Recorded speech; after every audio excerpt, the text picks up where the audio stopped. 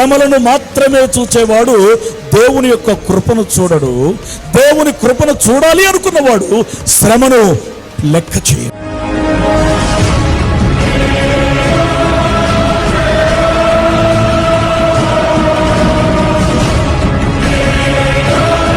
నిర్ణయం ఒకటి, గురి ఒకటి, పరుగు మాత్రం మరోవైపు.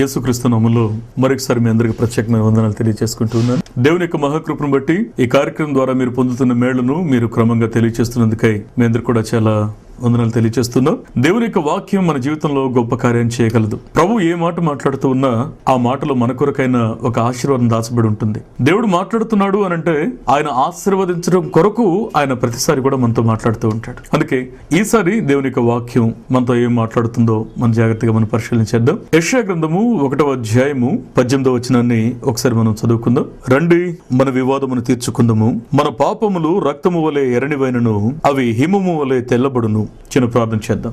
మహాపరిశుద్ధుడా, ప్రేమ కలిగిన మా ప్రభు, దయగలిగిన తండ్రి, మీకు వందనాలు. మరొకసారి నీ శ్రేయస్కరమైన చేతుల క్రిందకు వస్తున్నాం. మీరు ఆశీర్వాదకరమైనటువంటి ప్రతి మాట మా యొక్క జీవితాలలో మాకు మేలు కలగడానికే మాతో మాట్లాడుతున్నారని మేము నమ్ముతూ ఉన్నాం. మా ప్రభు, నీకు స్తోత్రాలు. ఆ వాక్యపు వెలుగులో మా జీవితాలు మేము పరిశీలించుకోవడానికి సహాయం చేయమని యేసు నామములో ప్రార్థించి వేడుకొనుచున్నాం మా పరమ తండ్రి, ఆమేన్.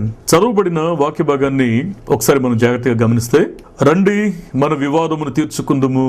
ఈ మాట గురించి నేను ధ్యానం చేస్తున్నప్పుడు నాకు చాలా పెద్ద ప్రశ్న నా ముందుకు వచ్చింది. మహోన్నతుడైన దేవుడు, మహిమాన్వితుడైన దేవుడు మట్టి లాంటి మనతో మాట్లాడుతున్నటువంటి ఆ మాట ఏంటి అంటే, రండి, మన వివాదమును తీర్చుకుందుము అని అంటున్నాడు. ఏమండి, దేవునితో వివాదం కలిగి ఉండగలిగే స్థాయి మంది, కానీ ఆ కనికరం కలిగిన ప్రభు ఎంత విలువనిస్తున్నాడో మనకి అన్న విషయాన్ని ఆలోచన చేస్తే, మనల్ని పోగొట్టుకోవడం ఇష్టం లేక, మనల్ని వదిలిపెట్టడం ఇష్టం లేక, ఆయన తన కృపను బట్టి ఎన్నిసార్లు తన ప్రేమ కలిగిన మాటల చేత మన మనస్సాక్షిని తట్టి లేపాలని ప్రయత్నం చేస్తున్నాడు తెలుసా. ఆయన అంటాడు, రండి, మన వివాదాన్ని మనం పరిష్కరించుకుందాం. నీకు నాకు మధ్య ఆ స్నేహం దెబ్బతినడానికి ఒక అంశం కారణం ఉంది, అందుకే దాన్ని మనం పరిష్కరించుకోవాలి, దాన్ని సరిచేసుకోవాలి. ప్రియ స్నేహితులారా, రండి, మన వివాదమును తీర్చుకుందాము.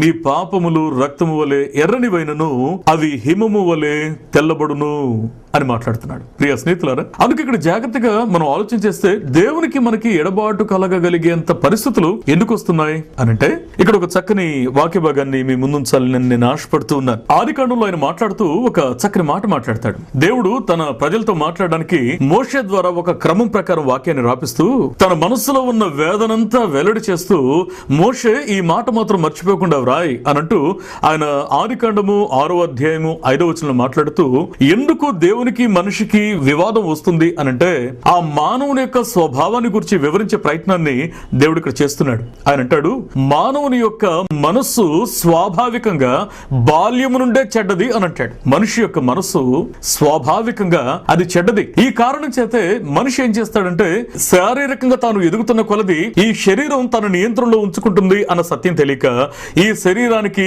ఇష్టమైంది చేయడానికి ప్రయత్నం చేస్తూ ఉంటాడు. శరీరాన్ని సంతోష పెట్టుకోవడానికి, మానసికంగా నేను సంతోషంగా ఉన్నాను లేదా అని అనుకుంటాడే తప్ప నాకు తన స్వరూపాన్ని ఇచ్చిన దేవుణ్ణి నేను సంతోష పెడుతున్నాను లేదా అని ఆలోచించే వారి సంఖ్య చాలా తక్కువ. ప్రియ దేవుని బిడ్డలారా, కొందరు దేవుని ఎరగని ప్రజలు ఈ విధంగా చేస్తారు అంటే దాన్ని కొంచెం ఆలోచన చేయొచ్చు. కానీ దేవుని ఎరిగిన బిడ్డలు కూడా కొన్నిసార్లు ఈ రీతిగా ప్రవర్తిస్తున్నారు. నేను విషయాన్ని మీకు జ్ఞాపకం చేస్తాను.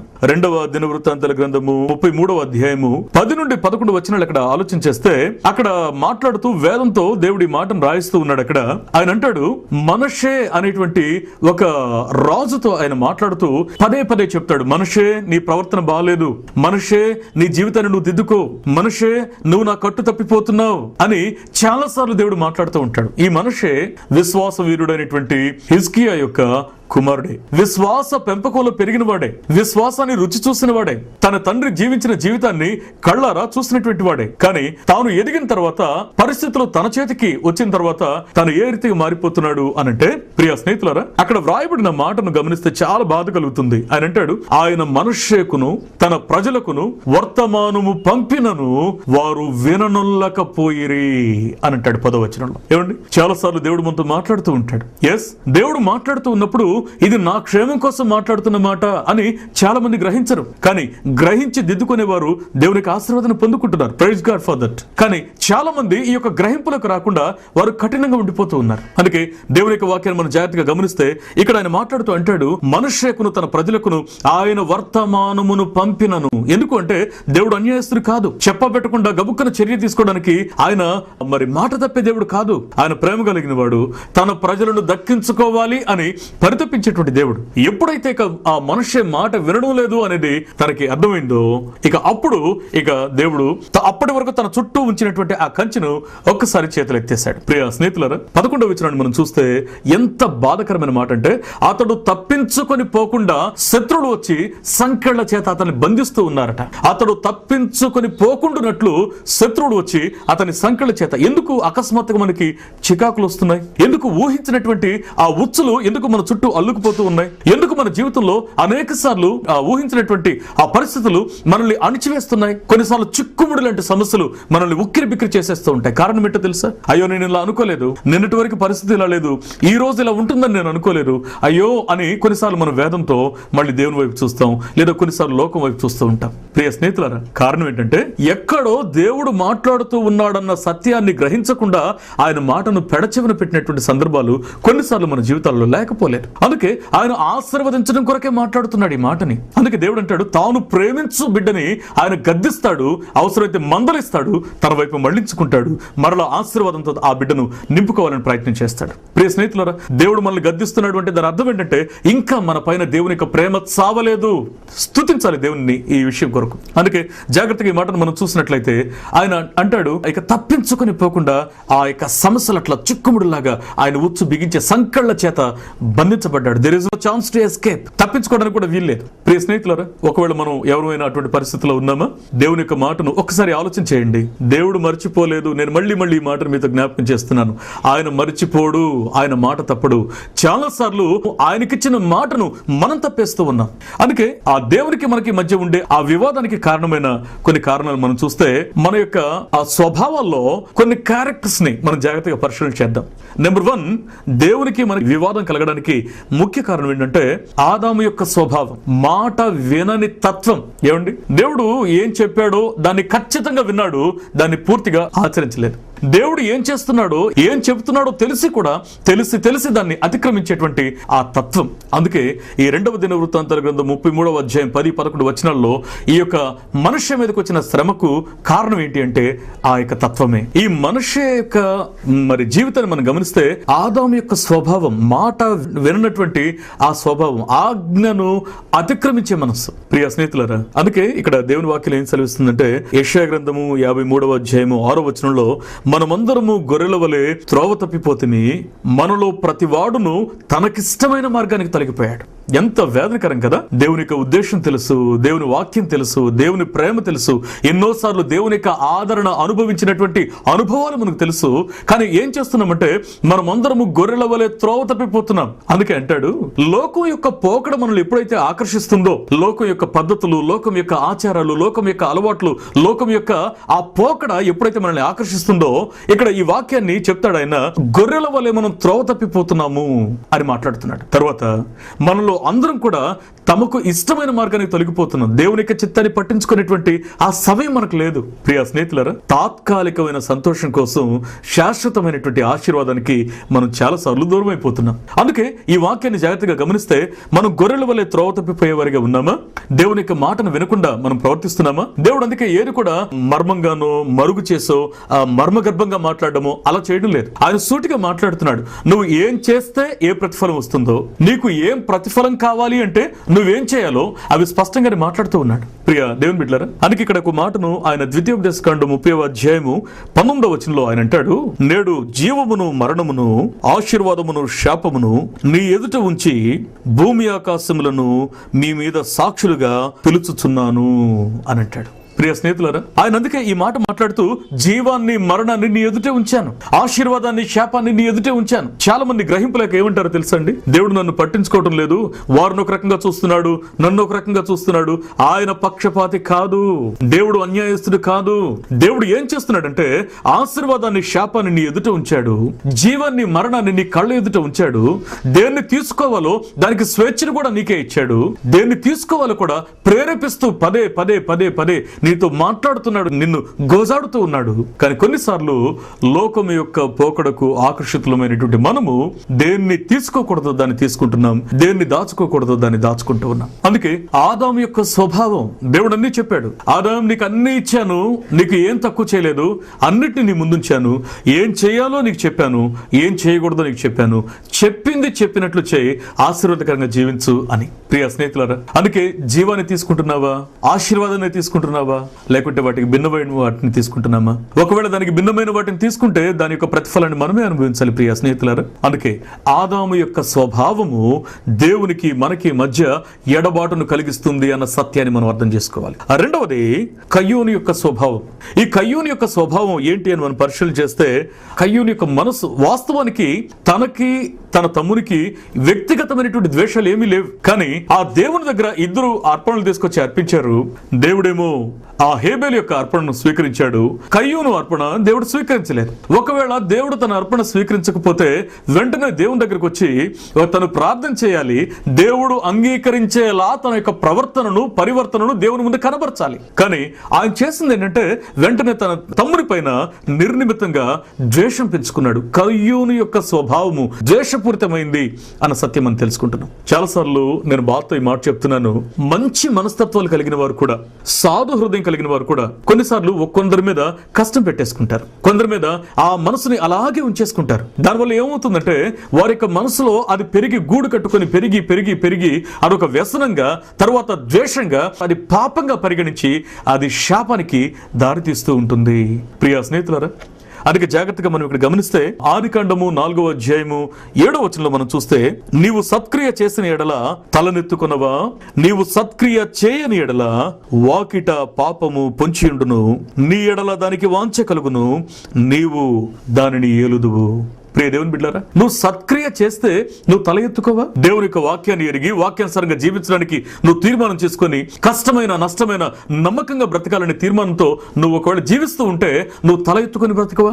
ఒకవేళ సత్క్రియ చేయకపోతే ప్రియ స్నేహితులారా, తల వంచుకోవాల్సినటువంటి పరిస్థితి వస్తుంది. ఎప్పుడైతే మన జీవితంలో సత్క్రియ, మంచి క్రియ అంటే దేవునికి అనుకూలమైనటువంటి ఆ పద్ధతులు, లేకపోతే దేవునికి అనుకూలమైనటువంటి ఆ యొక్క నడవడి మన బ్రతుకులో ఉండదో, పాపము వాకిట పొంచి ఉంటుందట. చాలా మంది అనుకుంటారు బయట నుంచి ఇంట్లోకి రాగానే అప్పటి వరకు రోజంతా వారు చేసిన విషయాలను బట్టి చాలా వేదన పడుతూ, నేను ఇక్కడి నుంచి ఇలా చేయకూడదు, ఎందుకు నేను ఇట్లా ప్రవర్తిస్తున్నాను అని తెల్లవారుజాము లేగానే అనుకుంటారు, అయ్యో ఇక్కడి నుంచి నేను ఇట్లా ప్రవర్తించకూడదు, ఈ ఒక్క రోజుకు నన్ను క్షమించు, ఇక్కడి నుంచి నేను ఈ విధంగా ప్రవర్తించను అని దేవుని ఎదుట చాలా గట్టిగా చెప్తారు. కానీ ఇంట్లో నుండి మంచి మనసుతోనే వారు తయారై బయటకు వెళుతూ ఉండగానే వాకిలి దాటి రోడ్డు మలుపు తిరగక ముందే వారికి అంతరంగంలో దేన్ని వద్దు అనుకుంటారు చేయాలనుకుంటున్నారో ఆ ఆలోచనలు వారి యొక్క మనసుల్ని ఆక్రమిస్తూ ఉంటాయి. ప్రియ దేవుని బిడ్డలారా, ఏది చేయకూడదు అనుకుంటారో దాన్నే చేయడానికి వారు ప్రేరేపించబడుతూ ఉంటారు. కారణము వాకిట పాపము పొంచి ఉంది. అందుకే దేవుని యొక్క సహాయం కావాలి నీకు ఆలోచనలు గెలవాలి అంటే. ప్రియ స్నేహితులారా,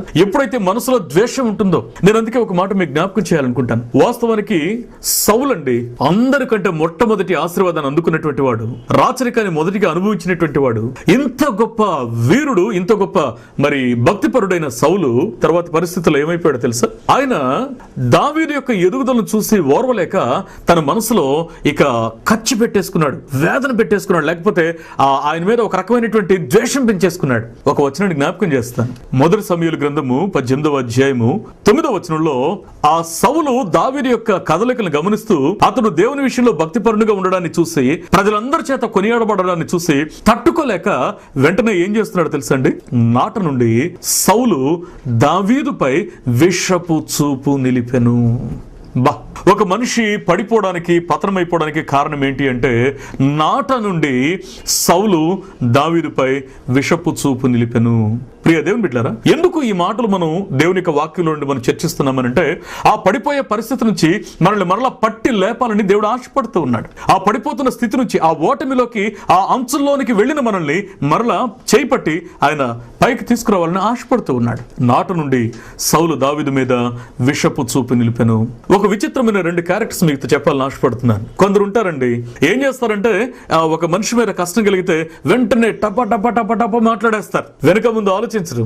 అన్ని మాట్లాడేసి వారు ఏమంటారంటే, నేనేది దాచుకోనండి, మనసులో ఏది ఉంచుకోను, నా మనసులో ఏదున్నా కానీ మొహం మీద అడిగేస్తాను అని అంటారు. గొప్పగా చాలా గ్రేట్ గా చెప్పుకుంటారు. అది స్నేహితులారా, నేను ఒక చిన్న సూచన చెప్తున్నాను. మనసులో ఏమి లేకుండా మాట్లాడడం మంచిదే, కానీ కొన్నిసార్లు నీ కఠినమైన మాటలు ఎదుటి వారి యొక్క గుండెను కొల్లబొడుస్తూ ఉన్నట్లయితే అది కత్తిపోటు వంటి మాట ఇతరుల యొక్క ప్రాణం తీసిన దానితో సమానం. అది కూడా తప్పే. మనసులో ఉన్న బాధని వారితో పంచుకో. నువ్వు ఇలా చేసావు, నాకు నచ్చలేదు, నువ్వు ఇలా ఉంటే నాకు సంతోషం అని మనస్ఫూర్తిగా ఆ ప్రశాంతమైన వాతావరణంలో కూర్చొని నీ స్నేహితునితో లేదా నీ హృదయానికి కష్టం కలిగించిన వ్యక్తితో నువ్వు ప్రశాంతంగా కూర్చొని మాట్లాడుకొని ఆ వాతావరణంలో దేవుని యొక్క సన్నిధిలో, నేను ఇదే ఇష్టపడతాను, విభేదాలు ఉన్నటువంటి ఇద్దరు ఒకే చోట కూర్చొని వారు ఆ విషయాన్ని వాదించుకోవడానికి ముందు చిన్న ప్రార్థన చేసి దేవుని యొక్క సహాయం కోరి, దేవా మేము మాట్లాడుకునే మాటల్లో ఎక్కడ నీకు అయిష్టత లేకుండా సహాయం చేయి, సమాధానకరమైన పరిస్థితులు మాకు దయచేయి అని ప్రార్థన చేసి, ఒకవేళ అలాంటి వాతావరణంలో వారు ప్రార్థన చేసి గనక ఒకవేళ వాడు డిస్కషన్ చేస్తే వారికి మేలు. కానీ అలా జరగకపోతే ఈ యొక్క మాటలు హద్దులు దాటిపోతాయి. విస్తారమైన మాటలలో దోషం ఉండక మానదు. దోషపూరితమైనటువంటి మాట మన మీదకి దేవుని యొక్క కోపాన్ని తీసుకురాక మానదు. అందుకే జాగ్రత్తగా మనం గమనించాలి. ప్రియ స్నేహితులారా, కొందరేమో ఒక మీద పట్టుకొని వారి గుండెలు పిండేసేలాగా కత్తిపోటువంటి మాటలు మాట్లాడతారు, ఇది తప్పే. ఇంకొందరు ఉంటారు, వారు మాట్లాడరు, పైకి అన్ని లోపలే ఉంచుకుంటారు. కొందరు బయటపడతారు, కొందరు బయటపడరు. ప్రియ దేవుని బిడ్డలారా, నాట నుండి దావీదుని విషపు చూపు చూశాడు సౌలు. ఎప్పుడైతే ఆ విషపు చూపు చూడడం ప్రారంభించాడో అక్కడి నుంచి అతను పడిపోవడం ప్రారంభించాడు. ప్రియ స్నేహితులారా, అందుకే కయ్యూను వంటి స్వభావం మనలో ఉందేమో మనం జాగ్రత్తగా చూసుకోవాలి. ఆదాములో ప్రవర్తిస్తే దేవుని మాట వినం, కయ్యూనులో ప్రవర్తిస్తే ఇతరులను క్షమించలేం, ఇతరులను ప్రేమించలేం. మూడవది, నోహు కాలంలో జీవించినటువంటి వారి వలె ఒకవేళ మనం ఉంటే, మన స్వభావం అలా ఉంటే, ఈ యొక్క శరీరాన్ని వారు తినుట, త్రాగుట, వ్యసనాలు, వ్యసనపూరితమైన మనసు, ఇదొక శాపకరమైన జీవితం. ఏంటి ప్రియ దేవుని బిడ్డలారా, ఏదో ఒక వ్యసనం అండి, ఏదో ఒక వ్యసనం ఆ మనిషిని పట్టి పీడించేస్తుంది. వారు పైకి బాగానే కనిపిస్తూ ఉంటారు, మంచిగానే ఉంటారు, కానీ అంతరంగంలో ఏదో ఒకటి గూడు కట్టుకొని వారిని నియంత్రిస్తూ ఉంటుంది.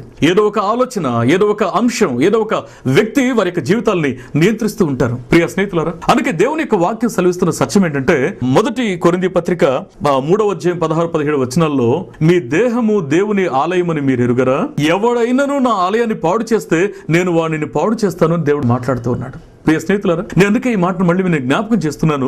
నువ్వు దేవుని యొక్క నివాస స్థలంగా ఉండాలి. అందుకే పౌలు భక్తుడు తెస్సలోనిక సంఘంతో మాట్లాడుతూ, ప్రతి వాడును తమ తమ ఘటమును ఎట్లు కాపాడుకొనవలెనో అది ఎరిగి ఉండుటయే దేవుని యొక్క చిత్తం అని అంటాడు. ప్రతివాడు తమ శరీరాన్ని, తమ యొక్క మనస్సును, తమ ఆలోచనలను, తమ పెదవులను పరిశుద్ధంగా కాపాడుకోవాలి. అందుకే దేవుని యొక్క వాక్యాన్ని నీ పెదవులతో ఉచ్చరిస్తున్నావంటే ఆ ఉచ్చరిస్తున్నటువంటి నీ యొక్క సర్వ శరీరం కూడా దేవుని కొరకు ప్రతిష్ఠించబడిందై ఉండాలి. ప్రియ స్నేహితులారా, అందుకే కొన్నిసార్లు దేవుడు మన ప్రవర్తన చూసి తట్టుకోలేక అంటాడు. యెషయా గ్రంథము 54వ అధ్యాయము 8వ వచనంలో, మహోద్రేకము కలిగి నిమిషం మాత్రము నీకు విముఖుడనైతిని. నేను చూడను, నేను తట్టుకోలేకపోయాను అంటే మొదట ఆయన మన విషయంలో కోపడ్డాడు. ఏంట్రా మాటిమాటికి ఇలా చేస్తున్నాడు, ఎన్నిసార్లు చెప్పినా అని బాధపడ్డాడు, హెచ్చరించాడు, మనం దిద్దుకోలేదు. రెండోసారి కోపంగా చెప్పాడు, మనం దిద్దుకోలేదు. ఆయనకి ఉద్రేకం వచ్చింది, ఇప్పటికైనా మారుతావా లేదా అని అడుగుతున్నాడు, అక్కడ కూడా మనం దిద్దుకోలేదు. ఇక తట్టుకోలేక మహోద్రేకము కలిగి ఆయన అనుకున్నాడు, ఇక జీవితంలో నీ మొహం చూడకూడదు అని అనుకున్నాడు. అనుకుని ఆయన కోపంతో ఒక మాట ఏమంటున్నాడంటే, నిమిషం మాత్రము నీకు విముఖుడనైతిని. అంటే నన్ను ఒక సభలో ఒక బ్రదర్ ఇట్లా అడిగారు, బ్రదర్ దేవుడు విముఖుడైతే ఎంతసేపు విముఖతతో ఉంటాడు అని అంటే, నిమిషం మాత్రము విముఖుడనైతిని అన్నాడండి అని అంటే, ఆయన సంతోషంగా ఒక మాట అన్నాడు, ఆన్లైన్ బ్రదర్ ఒక్క నిమిషమే కదా ఎంతలో గడిచిపోతుంది, మళ్ళీ వెంటనే నిత్యమైన కృప చూపిస్తా అన్నాడు కదా, అది చాలే అని అన్నాడు. అంటే అప్పుడు నేను చెప్పాను, చూడండి బ్రదర్, దేవుడు మనల్ని మర్చిపోయేది ఒక నిమిషమే కావచ్చు, ఆ ఒక్క నిమిషంలో ఎన్ని జరుగుతాయో తెలుసా? మీరు సునామీని గురించి విన్నారా? విన్నానండి. సునామీ ఎందుకు తెలియదు, అన్ని లక్షల మంది 2,50,000 మంది చనిపోయారు కదా. ఓకే, అంత పెద్ద సునామీ కొన్ని నిమిషాలు, కొన్ని సెకండ్స్ అనండి వచ్చింది. దేవుడు ఒక్క క్షణం మనల్ని మర్చిపోతే చాలండి. జపాన్ లో జరిగినటువంటి విపత్తును మనం చూసాం, కొన్ని నిమిషాలు చాలండి, కొన్ని క్షణాలు చాలు దేవుడు మనల్ని మర్చిపోతే మన జీవితాలు తారుమారైపోతాయి. మరలా మన జీవితాన్ని పునర్నిర్మించుకోవడానికి ఎన్ని సంవత్సరాలు పడుతుందో. కొన్నిసార్లు దేవుని మనం నిర్లక్ష్యం చేసిన తర్వాత ఆయన మహోద్రేకం కలిగి ఆయన హెచ్చరించినా సరే దాన్ని ఖాతరు చేయకుండా ఎన్నోసార్లు మనం కఠినంగా ఉండిపోతాం. అలా కఠినంగా ఉన్నటువంటి మనల్ని చూసి ఆయన అంటాడు, కొన్నిసార్లు మనకు విముఖుడవుతాడు. అందుకే మనకు అపాయం వచ్చి దేవుని దగ్గరికి వెళ్ళి మనం కన్నీరు కార్చి ప్రార్థన చేసినా, దేవా నన్ను జ్ఞాపకం చేసుకో, అయ్యా నా మొర విను అనే మాట్లాడినా అసలు ఆయన ముఖం మనల్ని చూడనట్టుగానే, నువ్వేం చెప్తున్నావు నాకు వినబట్టం లేదు అని ఆయన ముఖం తిప్పుకుంటాడు. ప్రియ స్నేహితులారా, ఒకవేళ అపాయంలో ఉండి, వేదనలో ఉండి, కలవరంతో ఉండి దేవుని యొక్క సన్నిధానంలో మొర పెట్టడానికి మనం పరిగెట్టుకుంటూ వెళ్ళినప్పుడు దేవుడే కనుక మనకు ముఖం చాటేస్తే ఏమవుతుంది మన పరిస్థితి?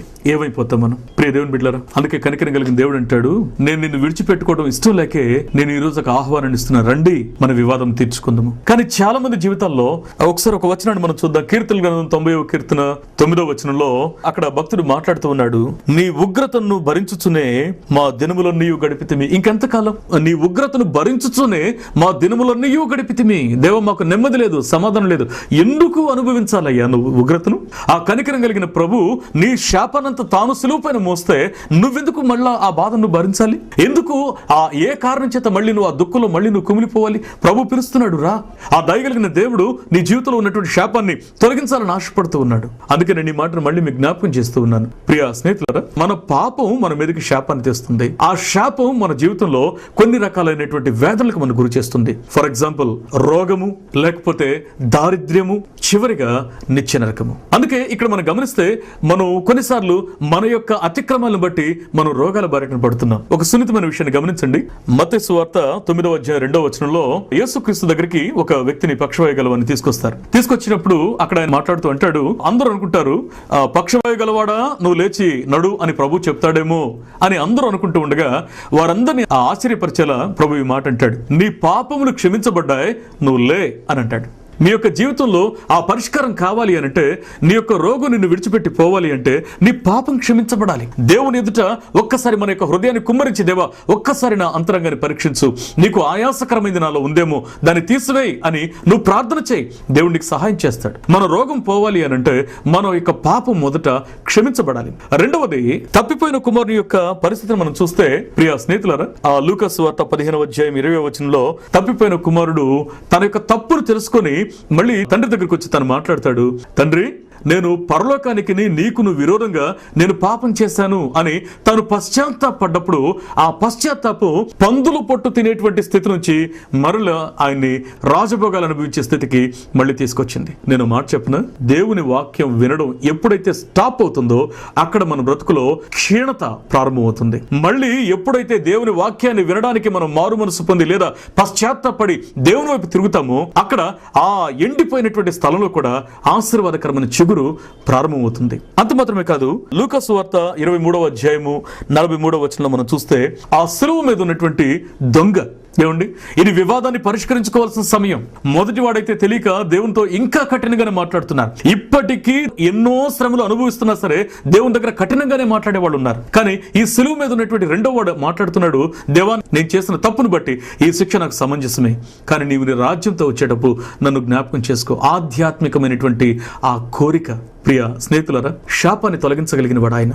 అందుకే నీ రోగాన్ని తొలగించాలంటే నీ పాపం క్షమించబడాలి. నీ యొక్క ఆర్థిక పరిస్థితులు, నీ దారిద్ర్యం పోవాలి అనంటే, ఆ పందుల పొట్టు తినే స్థితి నుంచి మరలా నీవు ఆశీర్వాదకరమైన స్థితిలోకి నువ్వు రావాలి అంటే నీ మనసులో పశ్చాత్తాపంతో నువ్వు మరలా తిరిగి దేవుని యొద్దకు రావాలి. మూడవది, నీ యొక్క ఆ శాపం తొలగిపోవాలంటే, నిత్య నరకాగ్నికి మనం వెళ్లకుండా మనం తప్పించబడాలి అంటే యేసుక్రీస్తుని, ఆ దైవికమైనటువంటి క్షమాపణ, దైవికమైనటువంటి వరమును అడిగేటువంటి ఆ మనసు మన జీవితంలో మనకు కావాలి. ప్రియ స్నేహితులారా, అందుకే దేవుడు అంటున్నాడు, రండి మన వివాదం తీర్చుకుందాము, నీ పాపములు రక్తం వలె ఎర్రనివైనను సరే అది హిమము కంటే తెల్లగా చేస్తానని ప్రభు ఇక్కడ మాట్లాడుతూ అంటున్నాడు. ప్రియ దేవుని బిడ్డలారా, చివరిగా నేను ఒక మాటను మీకు జ్ఞాపకం చేస్తాను. ఆయన మాట్లాడుతూ ఇర్మీయా గ్రంథం 31వ అధ్యాయం 20వ వచనంలో అక్కడ అంటాడు, ఎఫ్రాయిము నాకు ఇష్టమైన కుమారుడా, నా ముద్దు బిడ్డ, నేనతనికి విరోధముగా మాట్లాడునప్పుడెల్లా అతని జ్ఞాపకము నన్ను విడువకున్నది, అతని గూర్చి నా కడుపులో చాలా వేదన ఉన్నది, తప్పక నేనతని కరుణితును. స్నేహితులారా, నేను ఒక మాట జ్ఞాపకం చేయను. మన జీవితంలో మనం ఎన్నిసార్లు మనం తడబడుతూ ఉన్నా ప్రతిసారి మనల్ని మళ్ళీ పట్టుకోవాలని ప్రభు ప్రయత్నం చేస్తూ ఉంటాడు. ఆ ప్రయత్నం చేస్తున్నటువంటి దయగలిగిన దేవుడు ఇక్కడ ఏం మాట్లాడుతున్నాడంటే, ఎఫ్రాయిము అంటే తనను బాధపరిచినటువంటి ఆ యొక్క ఇశ్రాయేలు ప్రజలను ఉద్దేశించి మాట్లాడుతూ అంటాడు, ఎఫ్రాయిము నా ముద్దు బిడ్డ.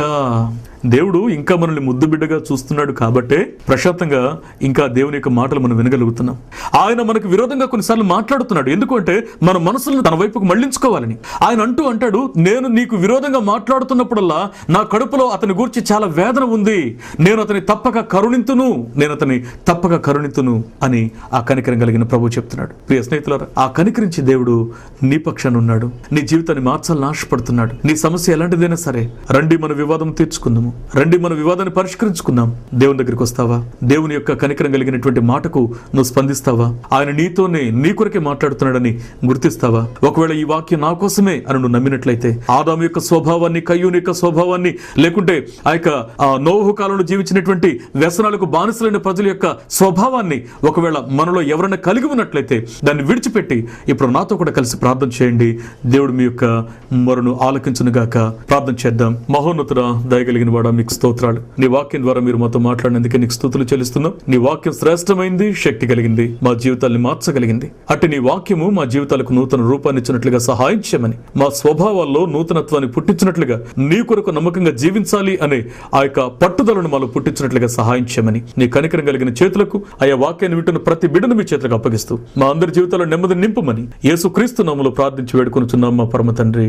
ఆమేన్, ఆమేన్. యేసుక్రీస్తు నామములో మరొకసారి మీ అందరికీ వందనాలు తెలియజేసుకుంటున్నాం. ఈ కార్యక్రమాన్ని గురించి మీ యొక్క అభిప్రాయాలని మీరు తెలియజేస్తూ ఉన్నారు. మీకోసం మేము ప్రార్థన చేస్తున్నాం. మా కొరకు కూడా మీరు ప్రార్థన చేస్తున్నందుకు మీకు చాలా వందనాలు. మరి ఈ భారభరితమైనటువంటి పరిచర్యలో ఒకవేళ దేవుడు మిమ్మల్ని ప్రేరేపిస్తే మీరు కూడా పాలు పంపులు పొందాలని ప్రభు పేరిట మిమ్మల్ని ఆహ్వానిస్తూ ఉన్నాం. అన్నిటికంటే ముఖ్యంగా మీ ప్రార్థన సహాయాన్ని కోరుతున్నాం. దేవుని యొక్క కృప మీ పైన మెండుగా ఉండును గాక. నేను ఒక సత్యం చెప్పాలని ఆశపడుతున్నాను. ఒకవేళ ఈ పరిచర్య కొరకు మీరు ఏదైనా చేయాలి అని ఆశపడితే ఆలోచన వెనుక కొన్ని లక్షల మంది యొక్క జీవితాలు ఆశీర్వదించబడుతూ ఉన్నాయి. మీరు కూడా మీ బ్రతుకులో అటువంటి ఆశీర్వాదానికి కారకులు కావాలంటే ఈ జరుగుతున్న పరిచర్యలో మీరు కూడా పాలు పంపులు పొందండి. ప్రభు పేరిట మీ అందరికి కూడా వందనాలు.